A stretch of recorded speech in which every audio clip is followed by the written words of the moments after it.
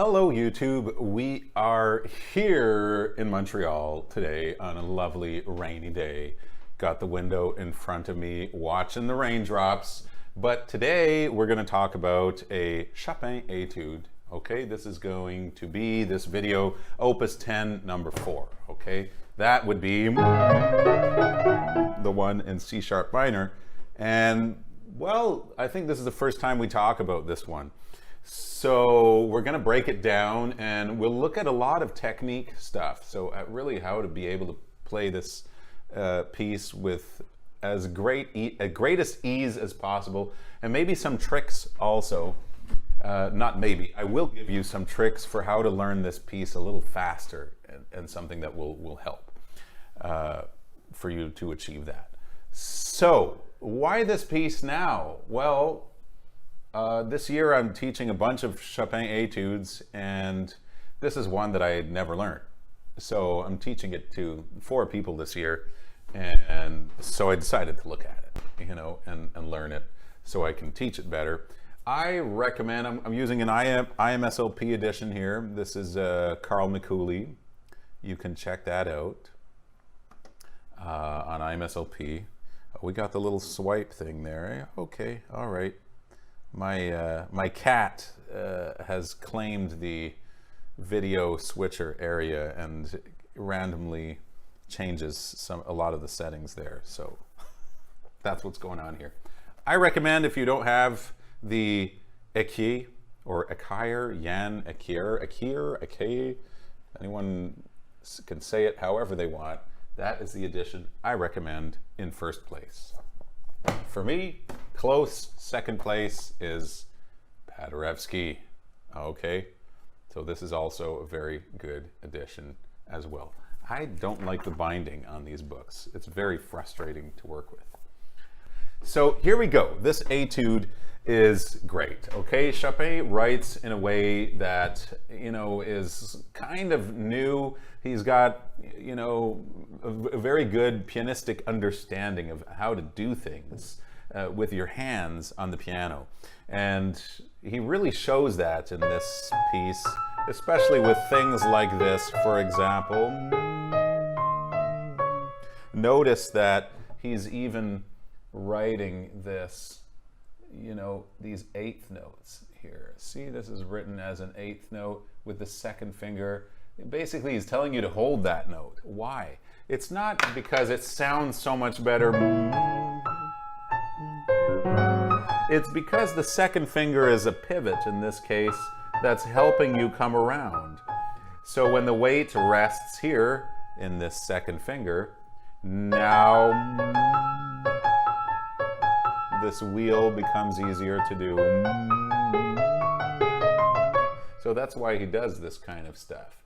You know, in the beginning we have, okay, we have this movement. I prefer to go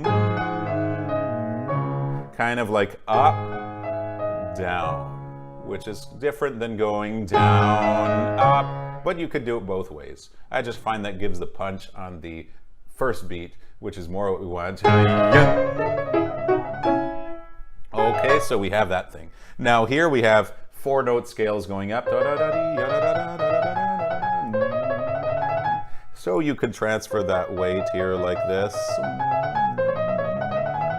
And then we switch to rotation here. Okay, so this thing here.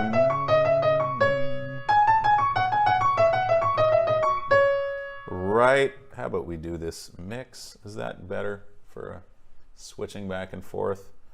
What's dip? That's weird. Man, I can't remember what settings I had here before. How about this one? Whoa, that was cool. That was really cool.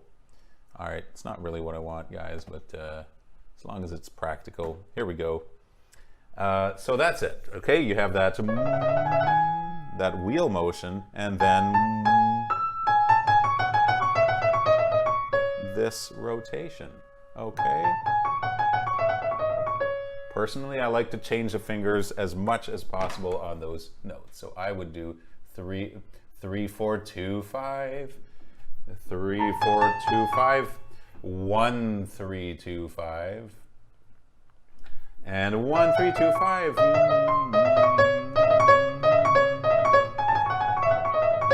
And the last one, you can kind of do what you want. You know, you have this either 1, 3, 2, or just keep it 1, 2, 1 to make it a little easier there on that fingering up there. So it looks kind of like this. So you can do that really fast when you switch those fingers, okay? And this is kind of, you know, we're breaking down as much as possible the first 3 bars, and a lot of that comes back in the rest of the entire piece. It's the same thing in the left hand. And the other thing that we have going on here is yep. We're going to have that also throughout this etude, alternating between one hand and the other. So the idea here is to go from the keys up, up, up, up. Always place those. Here's the mistakes I see my students make a lot here. They don't do these short. You know, they'll do instead. But it's really a continuation of yep, short, short, short, short, short, short.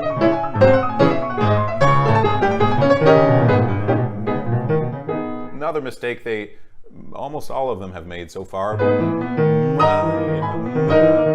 is getting this accent and then this quieter with the right fingering. Whatever you have here should be 5-3 and then 4-2. So get that T-da, T-da. You can even go in the front, in the front, in the back, in the front, in the back, okay?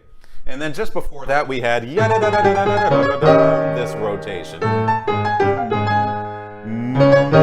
There's 2 tricky things here. One is that C sharp, D sharp, getting that. So you take, of course, naturally, these 2 notes with a thumb, right? You have to. I wonder if we can see a little better like that. Okay. And then the other challenges here is getting from the G sharp to the C sharp. So these are things you can practice. Either 1-4-5 or 1-5-5 works. And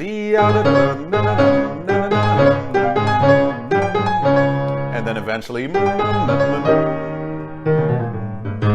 Okay, and that brings us to what I think is one of the more demanding parts of this etude already, right in the beginning of it. And that would be the left hand here when we start this thing. Now in the left hand, okay? So what we got to do here, or at least this is how I made it work for me, okay? Same thing as the right hand. We have those 4 notes rising. It's going to go a lot better if you transfer the weight somewhat, or find some kind of arm connection to do this. Okay, and not just independent fingers. Okay, as for fingering here, this is another spot that, you know, we got something different in every book, and maybe you'll put just what's comfortable for you, but this is what works the best for me. 2-1-3-1, 4-2-3-1, 4-2-3-1, as we have here, and then here, yes, 4-3-4-1, 5-2. You know, you can try to do, if you want, 4-2-3, but the 2 is, he's got to get all the way up there. So personally, I find here, I'll just bite the bullet and do the 4-3-4-1. Then we have this wheel that we mentioned, and now rotation. Okay, so here it looks like this.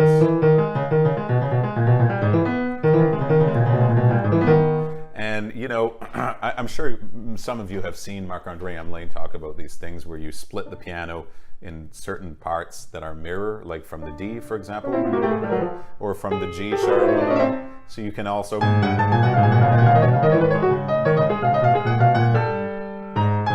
do these kind of practices. How does that go?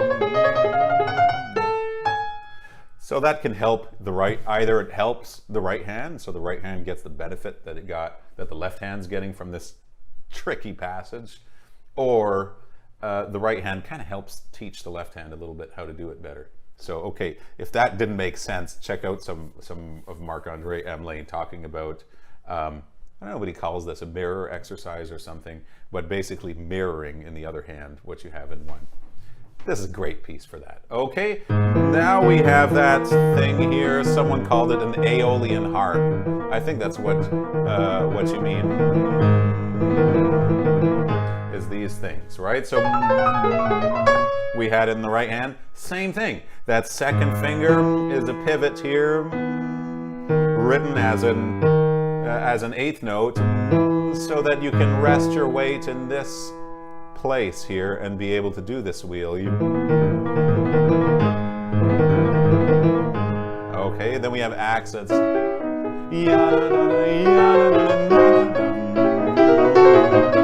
you can give that T-dun, T-dun, T-dun, yum on the offbeats. In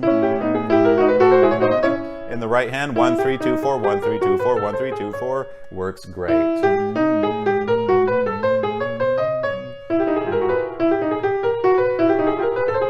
Look, this is a good example of where you have wheel and rotation at the same time. Here's the rotation. And when you do this, see how there's one movement going this way? So that's your wheel in there. Okay, let's go on a little further. Now we have the different one. Okay, so this time, notice you'll have this in whichever edition. These staccatos here, staccato, staccato, staccato, and then this one here is long. All right, so short, short, short, long, yum, bum, bum, bum, bum, bum. Pedal here is kind of hit or miss. I've seen a bunch of different things. Just make sure we have some things staccato in there. Yum, bum, bum, bum, bum, bum, or yes, written yum, bum, da, da, da, da, yum. But not all legato. Okay, that's all we need in there. Why is the picture-in-picture not working? Damn, I'm blaming my cat for this stuff, guys. It's all his fault. Okay. I'm not sure why. Oh, it's this thing, is it? Yeah, okay. We got our picture-in-picture back. Okay, cool. Here, and we'll just put this at cut. That's going to be better. So, there we have that, okay? So, here, you know, when you're learning this, make sure what's going to happen is if you always practice, eventually you can't play anymore. Right? It's a memory problem. So always alternate between those parts that are similar. You'll have the same thing.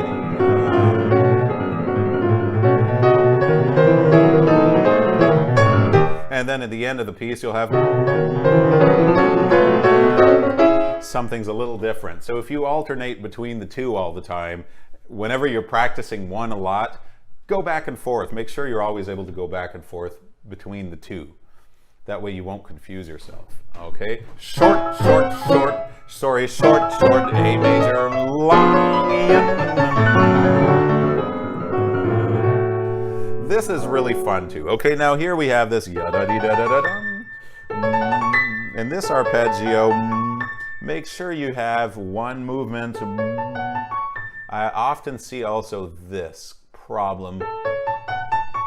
See how it's kind of choppy in the arm? You want this to be ta-da-dee-da-yum. So bring that thumb onto the A by use of your arm here that's making this movement. Okay. Can anyone tell me how the latency is between the audio and video in this stream? Because I'm a little worried about it. So see, we have that.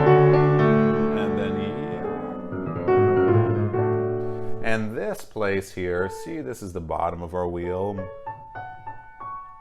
And now we're coming around. So see how the wrist starts low and comes up here and pushes in the front. If you're good with the lower body connection here, you might even be able to get a little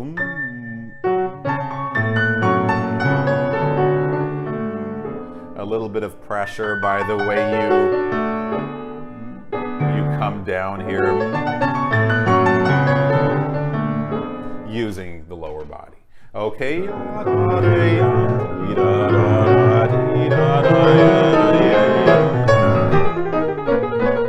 Okay, now we start this sequence here. Okay, and well, what's challenging in here?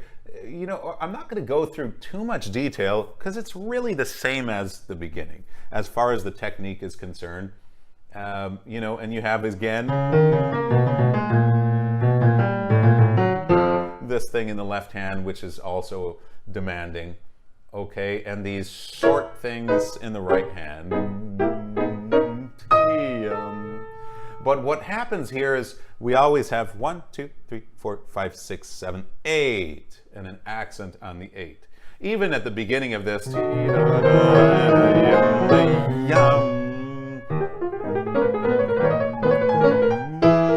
every 2 bars, we finish with an octave and an accent on there.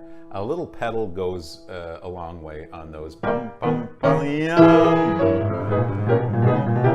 And then again, yum, this one.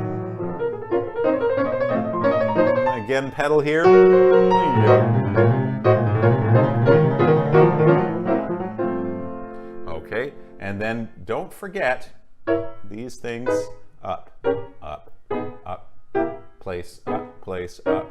All of them in both hands. E, place, up, place, up, place, up, place, up, place, up. E, don't underestimate the value of practicing those hands alone, so you get used to what it feels like to go. Okay. Another thing that's going to help a lot in this passage is make sure you memorize, or you're not memorize, but you're able to start by heart every 2 bars. So for example, be able to start here, be able to start here, be able to start here, and be able to start here. You know you got that if you can do it backwards. Ah. There we go. Right, D sharp, okay? That's gonna help a lot here. And here we have a beautiful French 6th. Now, look at the left hand here. We have short, short, short, long, shorten, shorten, shorten, long, long, long, long. Okay, so if you do that,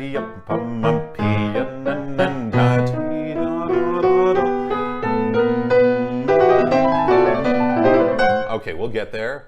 That helps a lot. Now in these things, make sure you go in the front, in the right hand, this is going to be, whenever you have these fourths or 2 notes together. For the next few bars here, see how we're going in the front, and boom. In the front, and boom. In the front, in the front, in the front. Okay, so the front movement is like, it's coming from the tricep. It is like this. So the movement starts. Okay, you can see it in the left hand maybe. I'm doing the same thing in both hands. You could also think of it as in, out, in, out, in, out, in. It's pretty much like that, okay? And then we go to this. Okay. I found the best way to group this, and I've kind of been juggling between different ways, but go up to this one.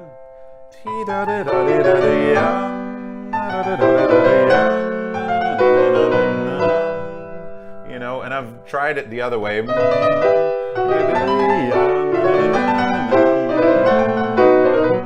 You can try both and see what works the best for you. I found the first way I showed, which is, you know, let's write it out here. T da da da dee da da dum, like this. T da da da dee da da dum, T da da da dee da da dum, stopping on the higher fourth. That works for me. It makes it sound more.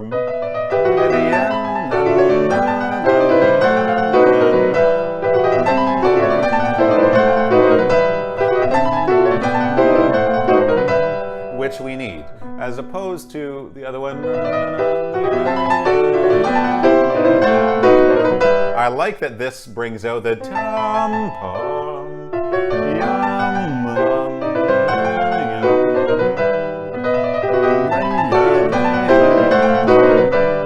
I think it depends what you want to accentuate more, the higher fourth or the lower fourth. If you accentuate the higher fourth, it sounds like this.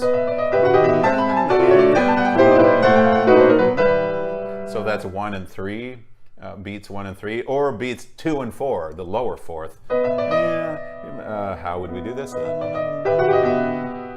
Forget. See how the accent was more.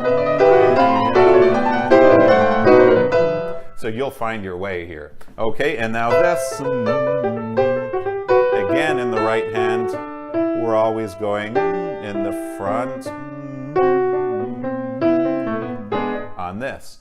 2, 1, 3, 1, 2, 1, 3, 1. 2, 1, 3, 1, 2, 1, 3. I see in this Mikuli edition, they're making it so hard for us. 2, 1, 3, 3, 1, 2, 1, 3, 2, 4. Not for me anyway, okay? Good luck with that. So I just put 2, 1, 3, 1 everywhere. Don't worry if it's a black key.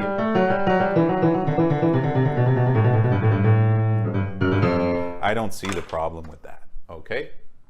And now we get into this thing here. I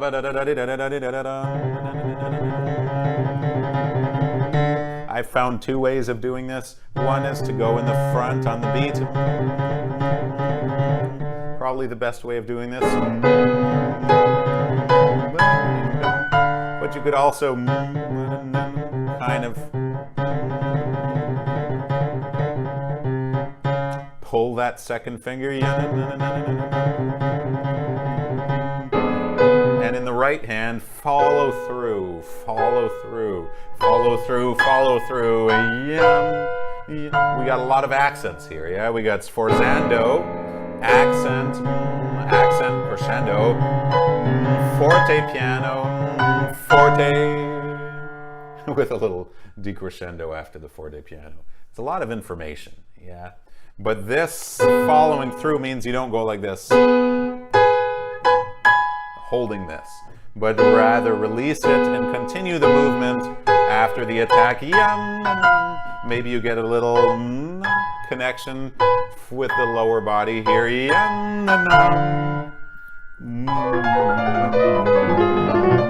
Okay, and then the challenge of this is kind of following through in the right hand while the left hand is doing something totally different. Okay?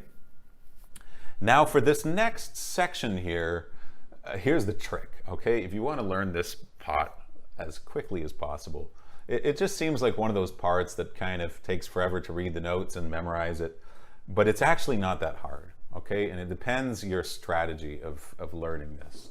So the strategy I'll recommend here is memorize the position of the thumbs in the 2 hands everywhere as much as possible. So right after that, we have yum, bum, bum, bum, bum, bum, bum, bum. You see? I'm just playing this with the thumbs. And then after, we're going to have a different position here, right? These are now augmented fourths. And if you memorize that, learning this is going to be a piece of cake. Then you also have 2 thumbs here, 2 thumbs here, and then 2 thumbs here and here. And then, sorry, this one, this one, this one. They're chromatic. So, you know, it kind of looks like that.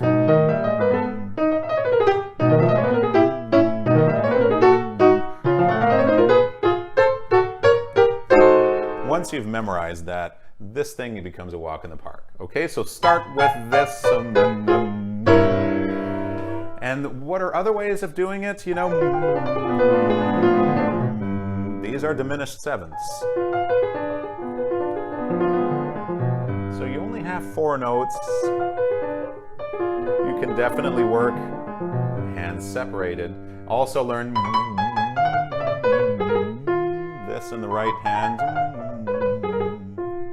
Right? So if you find these passages difficult to memorize, memorize all those things first. That means you're memorizing this, okay, that chord as well, which by the way is the same chord on the second page of the Etude when you go.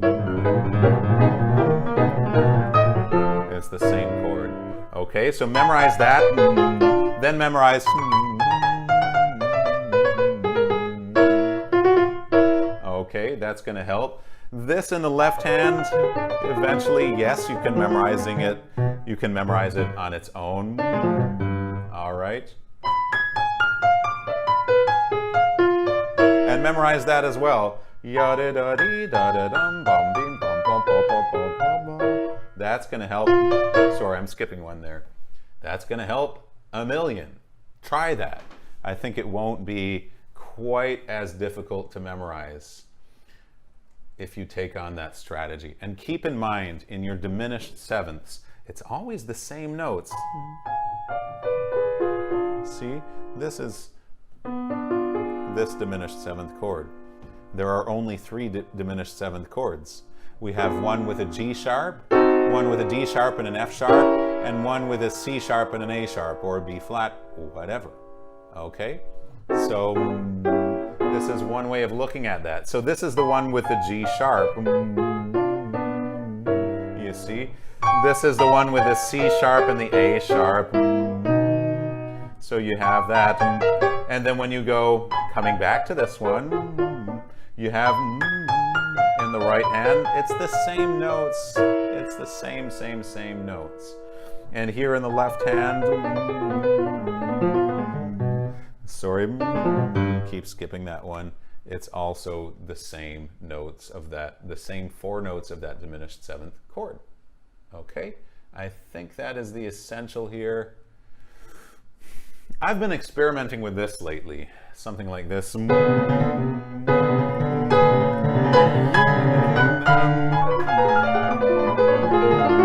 Now this one wider.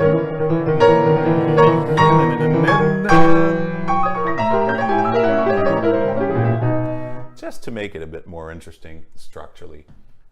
So you can experiment with that too. Okay, then we got either you use 1, 2, 4, 3, 1, 2, 4, 3, 1, 2. You put 4s, or 1, 2, 5, 4, 1, 2, 5, 4, 1, or 1, 3, 5, 4.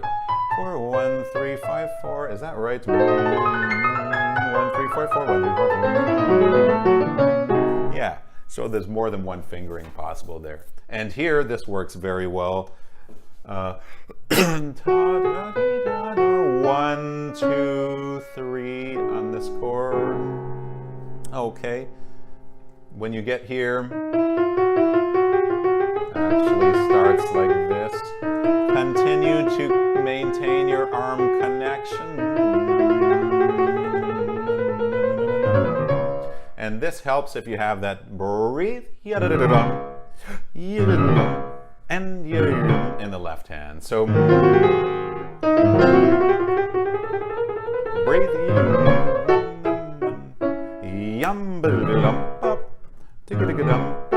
so work on that.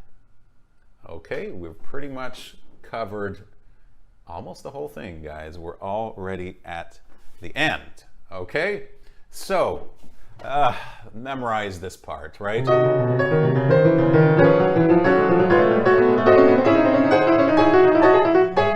Memorize the right hand and memorize the left hand as well. And go back and forth with that section and the one at the beginning so you don't confuse the two.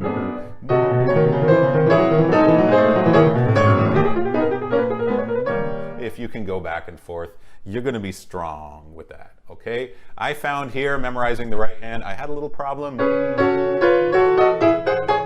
And my solution, well, the mistake was always with my thumb. So just memorize that line.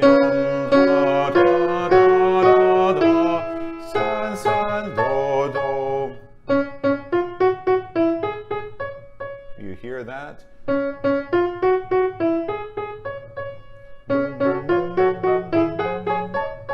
That really helped me just memorize this right hand thing right away and fix that problem.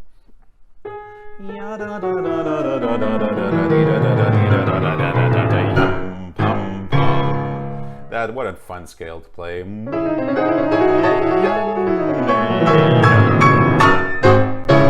Okay, now we get to this last thing here. Okay, if you're, you know, if this piece is a challenge for you, start with just that, and then start adding the other note.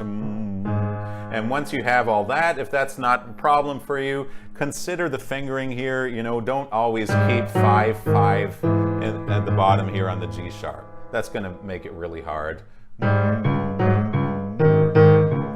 So don't do that. You don't have to. Okay, you have 5/5/5/5 or 5/4/5/4. However you do those octaves in the beginning, that's fine.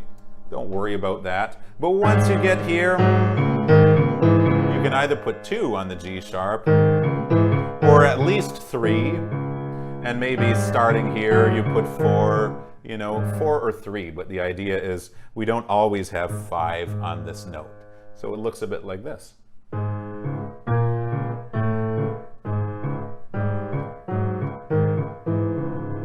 I'm not sure. I think I do it differently every time I play it, but it's something like that. Okay? And the right hand. We got that nice rotation.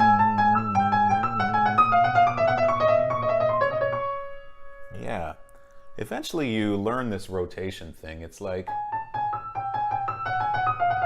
you do this movement, but you also kind of float over the keys with that. That's why the rotation is usually accompanied by a wheel.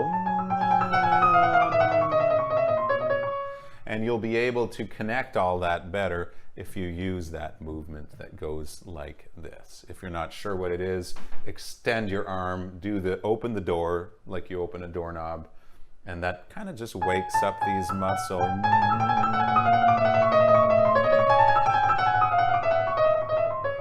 Okay, and then we get to that last thing.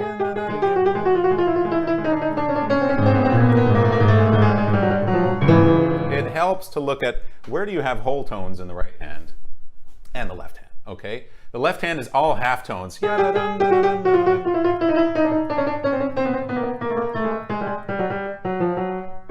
Completely, only half tones, right? So it's like you don't even have to memorize it. It's like there's nothing to memorize. It's just a chromatic scale with little half tones and G's in between. Okay, the right hand, however, we have a whole tone here. Okay, that would be this one here. That's a whole tone. And right here we also have a whole tone, and at the very end,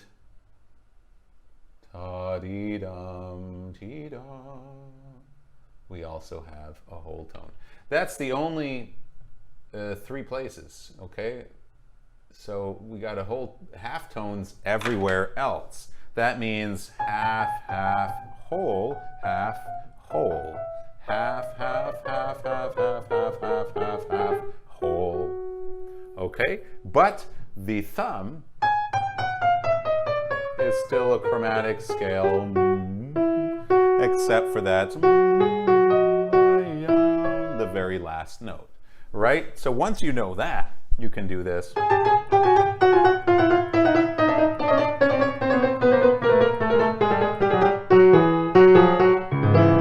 That makes it a whole lot easier. Okay guys, last tip of this piece is on the last 4 bars here. That last thing. One way to make this easier is, here's a little trick, okay? And it's such a fun passage to play, but you can take these 3 notes with the left hand. It does make it a whole lot easier. So instead of going, you would go. It just makes the job a little easier for the right hand here. The fingering is always the same here. 1, 2, 5, 4. 1, 2, 5, 4, 1, 2, 1. And there's also this movement again, kind of like that kind of thing. So the arm is moving in a continuous movement towards the right, and not choppy like that. From this point of view, choppy looks like this, but continuous. See, and not, okay, and going down is maybe more intuitive. Okay guys, there we have it, the Chopin Étude in C sharp minor. And hi to everyone who's watching and writing in the chat. Thank you for your comments. I'm just going to go through them a little bit. The Aeolian harp thing, I think we covered that right at the beginning of the video, and also for the left hand. Okay, there was a little latency on this video. Well, hopefully I'll fix that for the next one, as I said I would last time. Nazim says, Stephen, I have a somewhat general technical question. Say that I have to play 16 notes in a scale with a grouping technique, and I gradually increase the tempo. But after I reach allegretto and intend to go a bit further, I start to skip a note or not balanced with the other notes. The same thing happens when I go back to the same process. Okay, I'm not sure I get exactly what your problem is here, Nazim. It sounds like playing scales slowly is fine, and as you get faster, you start skipping notes. So there's so many ways you can practice scales. I did make a few videos on this where, you know, part of this is staying close to the keys and placing the fingers before it's time to play. So see, by the time you play the 3rd note of the scale, the thumb is already, you can't see it, but it's already there on that F. You know, and then once you play the thumb, the 2 is immediately on the G. You can also play your scales staccato. That might help doing that.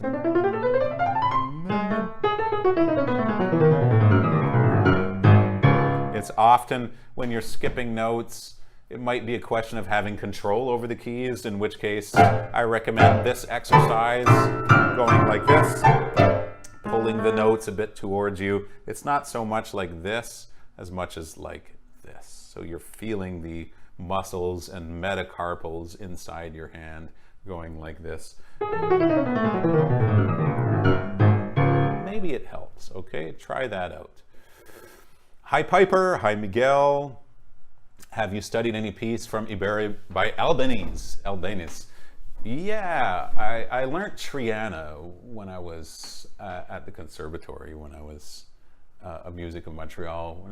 One of my teachers gave me that piece when I was about 16 or so. Yeah, that's a really nice one. And Asturias, no, that's not from, Asturias is not from Iberia, is it? Oh, maybe it is. I think it is.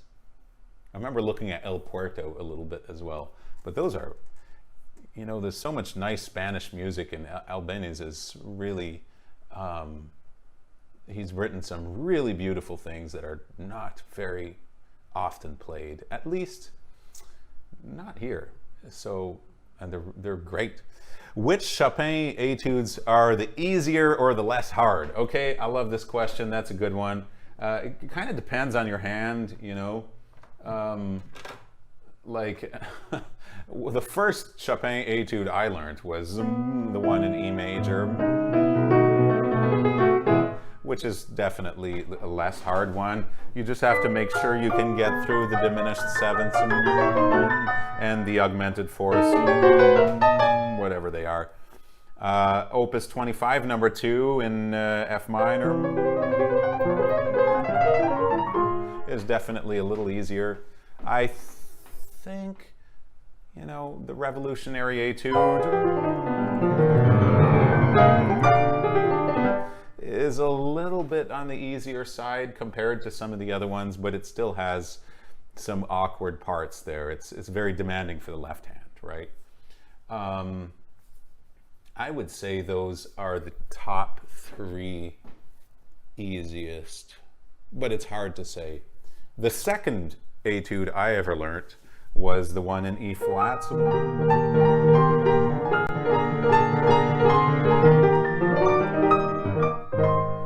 I remember saying that to a student, you know, that I thought that one was easy, and he had heard from someone else, oh no, it's the hardest one. It depends on the size of your hands, you know. So I have big hands, so that one was okay. But if you have smaller hands, then that one's really tough, you know. Opus 10, number 1, a lot of people like to go for that right away, but it's still a very challenging etude. And just getting it very accurate is demanding as well. What else? I don't know, is this one easier? Because it's only one page or 2. In the end, they all end up being difficult. I've seen some young pianists learn number 8.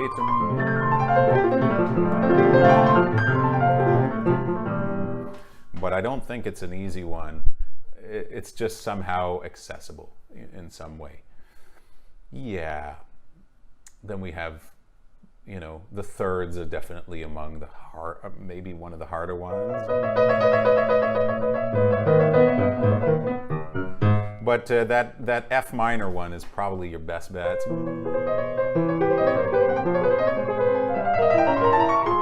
Okay, so check that one out.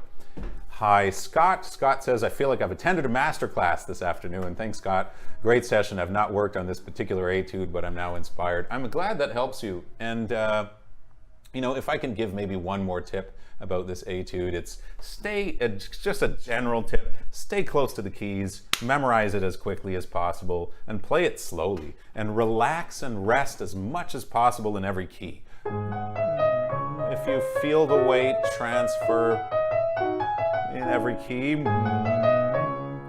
you're on the right track. Okay, if you're very fingery and your fingers move independently from each other and independently from your arms and the rest of you, this ends up being really difficult, right? So it's the difference between playing with so much effort like this. It's hard to play faster than that, or playing very close like this.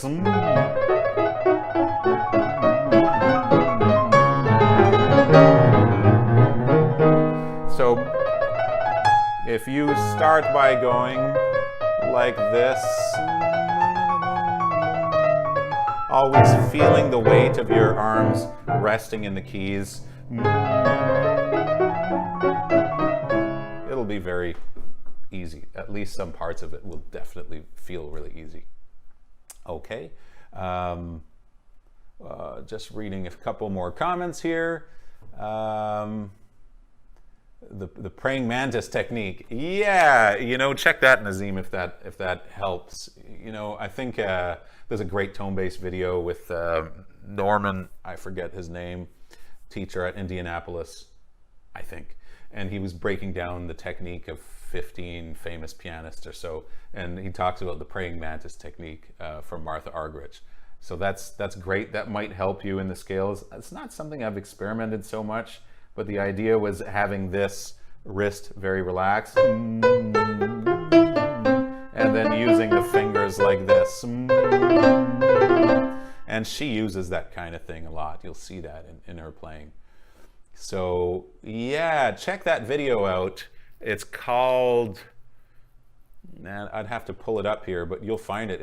It was released not so long ago on Tonebase, and it's called, maybe someone can pull that up and find it there. Something like breaking down the technique of 15 famous pianists or something like that. So that's great. You'll see that praying mantis technique. Okay, guys. Yeah, ocean waves, I guess that is an easier one for sure. Opus 25, number 12. That's not too bad. I'm not sure which Czerny etude that is, linked high. Fourth and fifth fingers are always a challenge. You know, whenever you have 1, 2, 3, 4, 5, that's probably what that etude is making you work on. But all those things that make you do this sort of thing, or the praying mantis technique, that should help. Norman Chrysler, thank you, Scott. That's it. Norman Chrysler breaks down the technique of a bunch of amazing pianists, something like that. I really love that. Did I miss a comment about Schumann? I thought someone said Schumann here. I just imagined it. Okay, everyone, that is it for today. I hope this was helpful. You know, this etude is not an easy one, but it's also accessible. You know, I've seen a few 12-year-olds play it. I'm sorry if you're an adult and that, you know, makes you feel bad, but just kind of going over the spectrum of different types of students who will learn this piece. So it's just to say that it's doable. You know, it's something I always wanted to learn. I did not play this etude when I was 12. I didn't even play it, I didn't even play it until, you know, a month ago.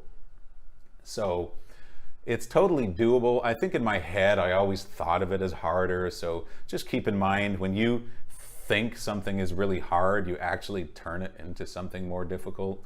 So maybe thinking of this etude as like something that's not so bad, you can just easily piece it up, and it's rather short and some parts of it repeat. And then if you do this thing here, this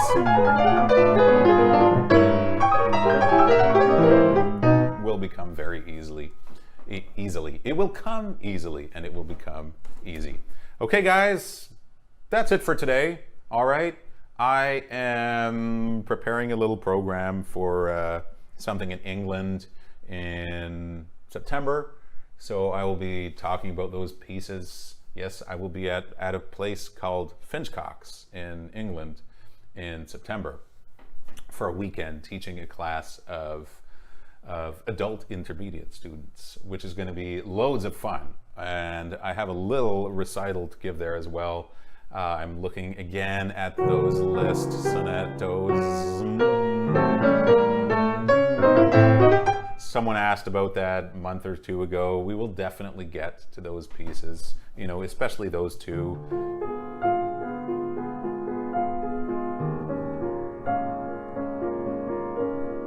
I don't know, maybe we'll even talk about these Kapustin variations.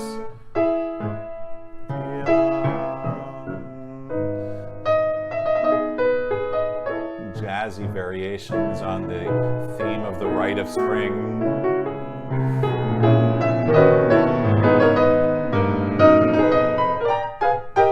Okay, so these are some things that we might be checking out in the near future.